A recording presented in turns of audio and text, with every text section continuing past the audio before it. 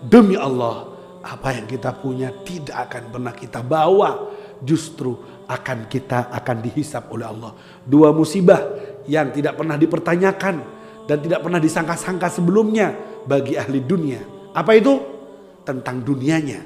Ketika meninggal dunia, ditinggal semuanya dan ditanya semua oleh Allah Subhanahu wa taala.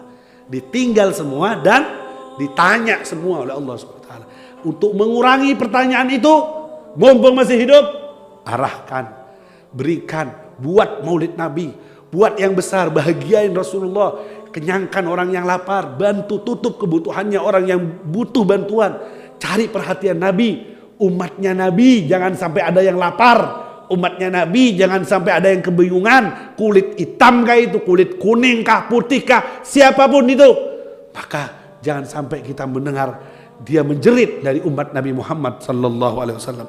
Kalau Anda ingin dicintai Nabi, cintai umat Nabi. Karena Nabi sangat cinta kepada umatnya. Tak satu rela dari umat ini kelaparan, tak satu rela dari umat ini masuk neraka. La ardo wahidun min ummati yadkhulun nar. Aku tak ridho satu dari umatku masuk neraka. Itu cita-cita tinggi Nabi. Sehingga kata ulama, cara cepat untuk dicintai Nabi, cintai umatnya. Jangan dibuat bingung, jangan dibuat susah, bahagiakan. Kalau kau tidak punya hubungan kerabat, tidak punya hubungan teman, jangan lihat apa-apa. Dia manusia, ya. Dia umat Nabi Muhammad, ya. Lihat Nabi Muhammadnya. Lihat sebagai ciptaan Tuhanmu yang juga menciptakanmu, yaitu Allah Subhanahu wa taala. Ingat Nabi kirim salam lewat orang Maroko yang pernah saya ceritakan ke kota Mekah mencari fulan bin fulan. Kenapa? Apa punya amalan? Apa sholat malam? Tidak, sholat malah jarang-jarang, banyak dosa. Punya amalan apa kamu? Nabi kirim salam dan bilang kamu ahli surga. Saya orang mursal, haromi, preman saya, nakal. Ke Masjidil Haram saya tidak pernah, lama saya tidak ke masjid. Loh, punya amalan apa kamu? Saya dari Maroko jauh-jauh mimpi Nabi 3 kali. Ngasih kabar bahwa kamu ahli surga. Kamu adalah orang hebat. Apa amalanmu? Tidak punya. Saya cuma punya tetangga yang janda, punya yatim, miskin, tua. Setelah meninggal dunia suaminya, tidak ada yang tahu. Gaji saya yang setiap bulan saya paruh jadi 2. Separuh untuk saya dan keluarga, separuh untuk janda dan anak yatim itu. Tidak ada yang tahu.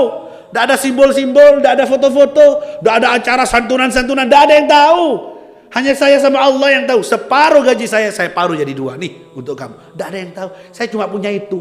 Oh, ini karena kamu nulungi umat Nabi Muhammad sallallahu alaihi wasallam. Kamu nulungi umat Nabi Muhammad. Nabi Muhammad turun tangan minta sama Allah agar dicatat nama kamu ahli surga dan kirim salam, nyuruh saya mimpi 3 kali nyampaikan salam kepadamu. Oh, saya tidak pantas, saya nakal, saya preman. Tidak pantas. Ayo sekarang ambil wudhu, kamu taubat kepada Allah. Wudhu jadi sebab taubatnya. Salat di Masjidil Haram, ruku sujud terakhir. Ketika sujud terakhir, orang semua assalamualaikum, dia tidak bisa salam, tetap sujud.